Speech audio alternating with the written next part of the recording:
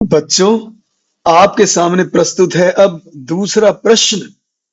Hindi elective class 12th। दूसरा प्रश्न होता है 8 अंकों का अपठित पद्यांश होता है। 8 अंक के लिए आपको 8 दूने 16 और 2 18 18 मिनट मिलते हैं। 18 या उससे कम मिनट में आपको इसको पूरा करना होता है। बाहर से आया काव्यखंड होता है, इसलिए आपके लिए मुश्किल होता है। आपने आज तक जितनी भी कविताएं पढ़ी होंगी और उससे कुछ सीखा होगा, उसकी सहायता से आप इसको समझ पाओगे। अपठित है, हो सकता है आपने पहले इसे कभी नहीं पढ़ा हो, फिर भी आपको समझना है और समझकर उत्तर देने हैं। इसको मैं स्पष्ट कर देता हूं, लेकिन जो आएगा आपके सामने वो आपको स्वयं समझना होगा। इसके बारे में बता देता हूं। ये श्री अटल बिहारी वाजपेयी जी, जो भारत के प्रधानमंत्री थे, उनकी लिखी हुई रचना है, क्योंकि वो कवि, पत्रकार आदि भी थे और फिर वो राजनीति में आ गए थे। जब वो इस कविता को पढ़ते थे तो तालियां गूंज उठती थी, चाहे हॉल हो, मैदान हो, तालियां गूंज उठती थी। शानदार कविता है। देश की एकता के लिए, देश को आगे बढ़ाने के लिए, मिलकर कदम उठाने के लिए, बाधाओं को पार करने के लिए ये कविता है। ध्यान से सुने। बाधाएं आती हैं आए, घिरे प्रलय की घोर घटाएं, पांवों के नीचे अंगारे, सिर पर बरसे यदि ज्वालाएं, निज हाथों से हंसते हंसते आग लगाकर जलना होगा, कदम मिलाकर चलना होगा। उजियारे में, अंधकार में, कल कछार में, बीच धार में, घोर घृणा में, पूत प्यार में, क्षणिक जीत में, दीर्घ हार में, जीवन के शत शत आकर्षक अरमानों को दलना होगा, कदम मिलाकर चलना होगा। सम्मुख फैला अमर ध्येय पथ, सम्मुख फैला अमर ध्येय पथ, प्रगति चिरंतन कैसा इति अथ, सुष्मित हर्षित कैसा श्रमशलत, असफल सफल समान मनोरथ, सब कुछ देकर कुछ न मांगते, पावस बनकर ढलना होगा, कदम मिलाकर चलना होगा। कुछ कांटों से सज्जित जीवन, प्रखर प्यार से वंचित यौवन, नीरवता से मुखरित मधुवन, परहित हर्षित अपना तनमन। तो एक बार अर्थ समझने की कोशिश करते हैं। बाहर से आया हुआ है, लेकिन कोशिश करते हैं कि इसका अर्थ हमें समझ में आ जाए, जिससे हम आने वाले प्रश्नों के सही उत्तर दे सकें।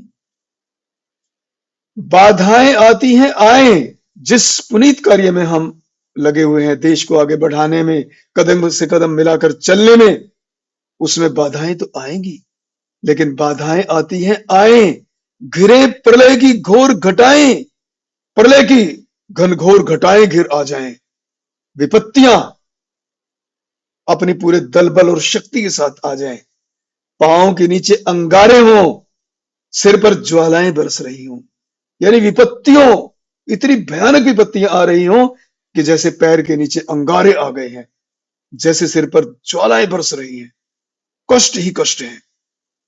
लेकिन निज हाथों से हंसते हंसते आग लगाकर जलना होगा। अपने हाथों से हंसते हंसते खुद आग लगाकर उसमें जलना होगा, यानी इन कष्टों में जलकर हमें तपना होगा। जितना अधिक हम कष्ट उठाएंगे, उतना ही देश को और समाज को आगे बढ़ाएंगे। देशभक्त थे अटल बिहारी जी, ये प्रस्फुटित है उनकी कविता के रूप में। दिल से कविता गान करते थे। आगे कहते हैं, कदम मिलाकर चलना होगा। उजियारे में, अंधकार में, कल कछार में, बीच धार में, घोर घृणा में, पूत प्यार में। चाहे उजियारा हो, चाहे अंधकार हो, चाहे उजियाला मिले खुशियां मिले, अंधकार मिले दुख मिले, मुसीबतें मिले, कल कछार में, बीच धार में, कल यानी सुंदर, कछार यानी किनारा, नदियों और समुद्र के आसपास किनारा होता है जो नर्म होता है, पानी कभी कभी वहां तक आ जाता है, तो वो नर्म किनारा होता है। तो सुंदर किनारे पे हो हम, या बीच धार में हो हम, समुद्र की या नदी की तेज बीच धार में हो हम, कितने ही कष्ट में हो या हम खुशियों में हो, घोर घृणा में, पूत प्यार में, चाहे हम अत्यधिक घृणा से घिरे हुए हो, हमें घृणा का सामना करना पड़ रहा हो, पूत प्यार में, या जैसे बेटे को पुत्र को प्यार मिलता है ऐसा हमें प्यार मिल रहा हो, क्षणिक जीत में, दीर्घ हार में, क्षणिक जीत मिली है थोड़े समय के लिए, या लंबी हार मिली है, लंबी हार, जीवन के शत शत आकर्षक अरमानों को तलना होगा। जीवन के सैकड़ों सैकड़ों आकर्षक जो अरमान है हमारे, इच्छाएं हैं हमारी, उनको दलते हुए, उनका दमन करते हुए चलना होगा, क्योंकि त्याग करेंगे तभी देश को आगे बढ़ाएंगे। तभी मिलकर, जहां इतनी जातियां हैं, इतने दल हैं, इतनी भाषाएं हैं, उन सबको इकट्ठा लेकर हमें कदम मिलाकर चलना होगा। सम्मुख फैला अमर ध्येय पथ, प्रगति चिरंतन कैसा इति अथ, सुष्मित हर्षित कैसा श्रमशीलथ। सम्मुख फैला अमर ध्येय पथ, हमारा जो ध्येय है, हमारा जो लक्ष्य है, उसका रास्ता वो अमर रास्ता है, हमारे सामने फैला हुआ है, वो हमारा ध्येय, हमारा लक्ष्य, उस रास्ते पर हमें बढ़ते जाना है। वो रास्ता चिरंतन प्रगति का रास्ता है, लगातार अनंत काल कल चलने वाली, जो देश को बढ़ाने वाली, प्रगति करने वाली जो रास्ता है हमारा, वो फैला हुआ है। कैसा इति अथ, कैसे रुक सकते हैं हम, उसकी इतिश्री कैसे, समाप्ति कैसे कर सकते हैं हम। यहां पर सुस्मित हर्षित कैसा श्रमशीलथ, अरे सुस्मित खुशी वाला, मुस्कुराहट वाला, हर्षित प्रसन्नता वाला, कैसा श्रमशीलथ, अरे परिश्रम में हम थकान आ जाए, श्रथ यानी थकान, अरे परिश्रम में से थकान कैसी, कि हर्ष को छोड़ना है, खुशी को छोड़ना है, परिश्रम, थकान, हमें थकना नहीं है, केवल और केवल आगे बढ़ते जाना है। असफल सफल समान मनोरथ, चाहे असफल हो चाहे सफल हो, हमारा जो मनोरथ है, हमारा जो उद्देश्य है, हमारी जो इच्छाएं हैं, वो समान है। सभी जाति, सभी धर्म, सभी राजनीतिक दल, सभी देशवासी, सभी भाषा भाषी, सभी अलग अलग क्षेत्रों के वासी, सबका मनोरथ, मन की इच्छा समान है, चाहे असफल हो चाहे सफल हो। कभी असफलता मिलती है, कभी सफलता मिलती है, लेकिन हमें अपने ध्येय के लिए, हमें अपने मनोरथ के लिए, देश को आगे बढ़ाने के लिए, प्रगति करने के लिए निरंतर आगे बढ़ते जाना है। सब कुछ देकर कुछ न मांगते, पावस बनकर ढलना होगा। अरे पावस, वर्षा ऋतु, जैसे वर्षा ऋतु सब कुछ देकर चली जाती है, बदले में कुछ मांगती नहीं है। वर्षा ऋतु जब बारिश होती है, सूखे खेतों को ठंडक मिलती है, प्यासों को पानी मिलता है, कुएं भर जाते हैं, अंडरग्राउंड वाटर लेवल ऊंचा हो जाता है, नदियों में, झरनों में पानी आ जाता है, खेतों में हरियाली लहलहा उठती है। तो जैसे वर्षा ऋतु के बादल केवल देते हैं, लेते नहीं हैं, उनकी तरह से हमें ढलना होगा, केवल देना होगा, देश के लिए, समाज के लिए कदम मिलाकर चलना होगा। हमें आपस में कदम से कदम मिलाकर आगे, क्योंकि एक अकेला थक जाएगा, मिलकर कदम बढ़ाना, साथ ही हाथ बढ़ाना। कुश कांटों से सज्जित जीवन, प्रखर प्यार से वंचित यौवन।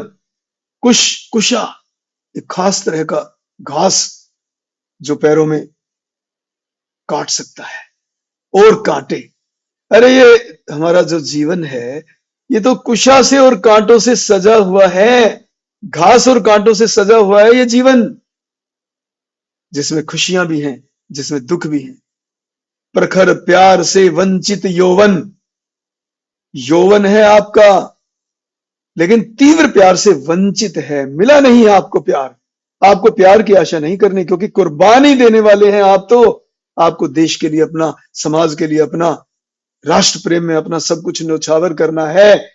आपको तीव्र प्यार मिले या ना मिले, आपको उसकी कामना नहीं करनी है।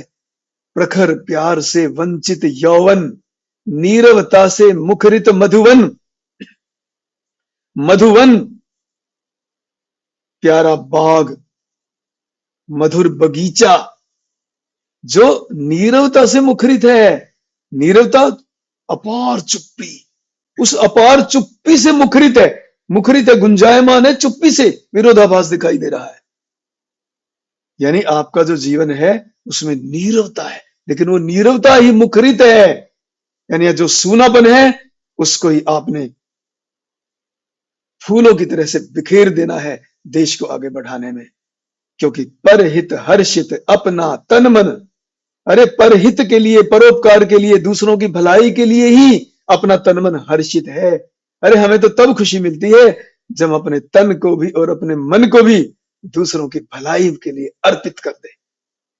इस प्रकार का संदेश श्री अटल बिहारी वाजपेयी ने अपनी कविता में दिया।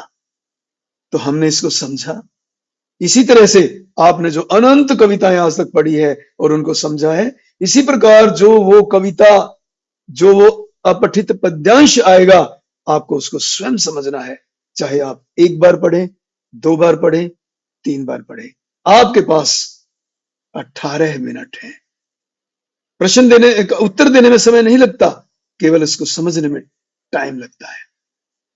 देखें अब, सिर पर ज्वालाएं बरसने से क्या आशय है? सिर पर सचमुच की आग बरसती है? खतरों से खेलना, सामने आग आ जाती है? नहीं, सामने कठिनाई होती है। सिर पर ज्वालाएं बरस रही हैं, सामने कठिनाइयां आ रही है। तो second option is the correct answer. ख देखें, सुस्मित हर्षित कैसा श्रम श्रुत। पंक्ति में श्रुत का क्या अर्थ है?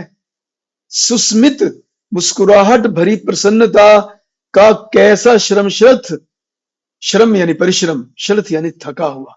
अरे परिश्रम से थकना नहीं है, कैसा हर्षित, सबको बलिदान करना है, प्रसन्नता को, हर्ष को, मुस्कुराहट को। थकना नहीं है परिश्रम से, परिश्रम करते जाना है। तो श्रुत का क्या अर्थ हुआ? थका हुआ। और कोई अर्थ नहीं है। आपको पता है तो आप सीधा लिख दो, वरना और विकल्पों पे भी थोड़ा विचार कर दो। बेहोश तो हो नहीं सकता, ऊर्जावान नहीं है, श्रुत तो थका हुआ है। पसीना नहीं है, श्रुत का मतलब तो थका हुआ है। तो सीधा सीधा वहां जो आएंगे विकल्प, उसमें स्वयं सोचना है। आज तक का जो आपका ज्ञान है, आज तक जो आपने सीखा है, पढ़ा है, उससे निकलेगा कि आप उस बारे में कितना सोच पाएंगे और सही विकल्प का चयन कर पाएंगे। ग देखें, कदम मिलाकर चलना होगा। कविता के केंद्रीय भाव को, जो सेंट्रल भाव है, उसको दर्शाने वाला है। यानी जो मूल भाव जो है, इसमें जो कहना चाह रहा है कवि, उसको दर्शाने वाले कथन इसमें से चुने। तीनों में से निरंतर आगे बढ़ने की प्रेरणा दे रहा है, बिल्कुल ठीक बात है। जीवन के कष्टों से ना घबराने की बात कह रहा है, बिल्कुल ठीक है। घृणा को सबसे ऊपर मानना है, बिल्कुल गलत बात है। पहली दोनों उत्तर ठीक हैं। तो वो किसमें है?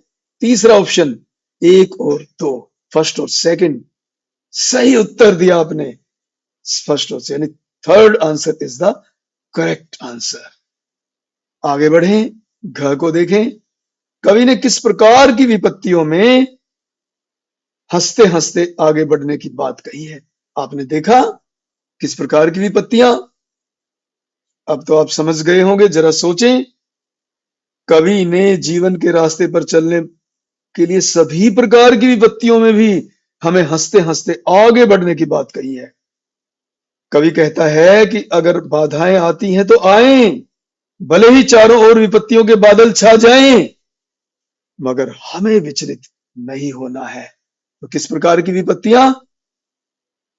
कदम मिलाकर चलने में प्रलय किसी घोर घटाओं में आगे बढ़ना पड़ता है।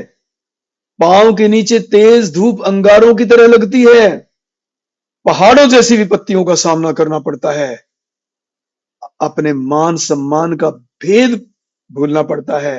कोई मान सम्मान की चिंता नहीं, इज्जत मिले बेइज्जती मिले उसकी चिंता नहीं, सिर्फ देश को प्रगति मिले इसकी चिंता। घोर घृणा और पवित्र प्रेम का अंतर विस्मृत करना पड़ता है। घोर घृणा मिले या पवित्र प्रेम मिले, कोई अंतर नहीं। हमें केवल अपने ध्येय पर आगे बढ़ते जाना होता है। अपनी अरमानों की, अपने आत्माओं की कुर्बानी देनी पड़ती है, अपनी इच्छाओं की कुर्बानी देनी पड़ती है, अपना प्रेम, अपनी खुशियां। इस प्रकार कदम मिलाकर चलने में तरह तरह की कठिनाइयां झेलनी पड़ती है। तो इस प्रकार की कठिनाइयां, अंगारे,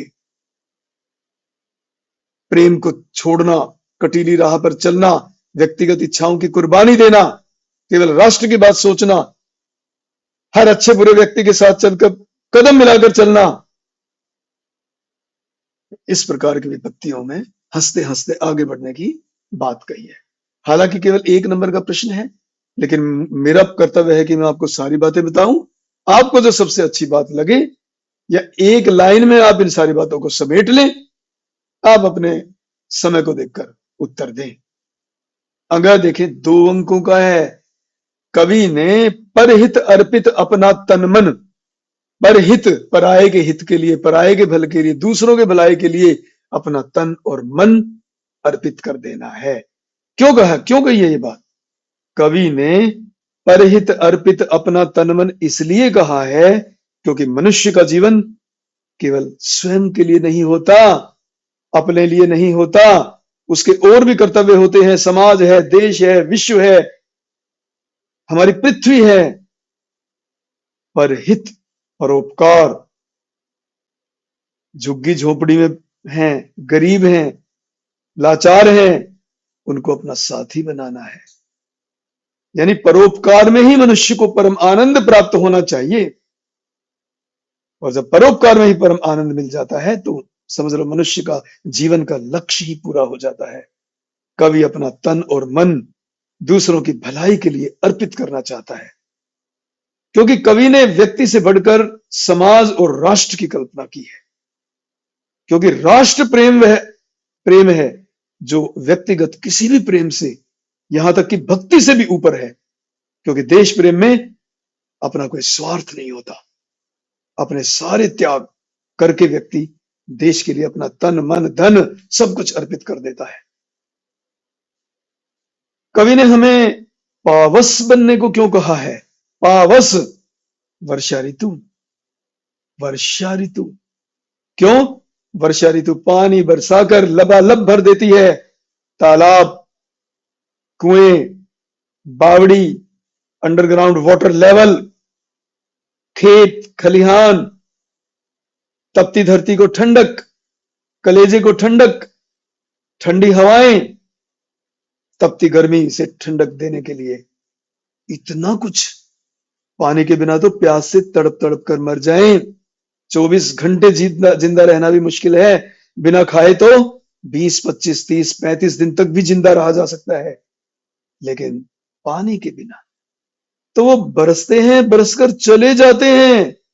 इसी प्रकार जैसे वर्षा ऋतु धरती को जल से परिपूर्ण कर देती है, चारों तरफ खुशियां बिखेर देती है, किसानों से लेकर प्रकृति के तमाम उपादान हर्षित हो जाते हैं, उसी प्रकार मनुष्य को भी दूसरों के लिए कुछ कर गुजरने की इच्छा होनी चाहिए। हमें दूसरों की सेवा और भलाई करनी चाहिए।